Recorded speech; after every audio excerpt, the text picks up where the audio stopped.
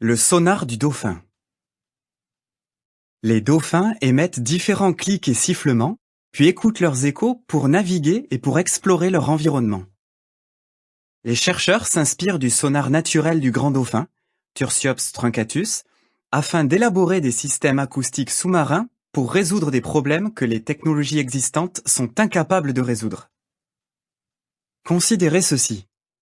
Grâce à son sonar, le dauphin est capable de repérer des poissons cachés dans le sable des fonds marins et de faire la distinction entre un poisson et un morceau de roche. D'après Keith Brown, maître de conférence à l'université Heriot-Watt à Édimbourg, Écosse, le dauphin est également capable de faire la différence à une distance de 10 mètres entre des récipients qui contiennent de l'eau douce, de l'eau salée, du sirop ou de l'huile. Les chercheurs voudraient mettre au point des appareils qui peuvent faire les mêmes choses. Des chercheurs ont analysé les cris et l'ouïe du dauphin et ont essayé de les reproduire. Ils ont ainsi élaboré un sonar équipé d'une multitude de systèmes électroniques sophistiqués qui tient dans un cylindre de moins d'1 mètre de long.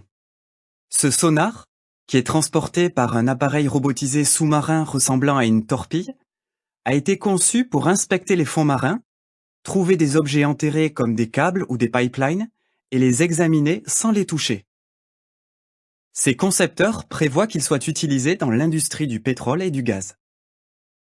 Le sonar inspiré du dauphin devrait permettre de collecter un plus grand nombre de données que les sonars actuels, ce qui aiderait les techniciens à placer des installations sous-marines au meilleur endroit, à détecter les détériorations subies par ces installations, par exemple de fines fissures dans la structure porteuse des plateformes pétrolières, et même à localiser un bouchon dans un pipeline.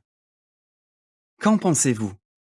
Le sonar du grand dauphin est-il le produit du hasard ou d'une conception?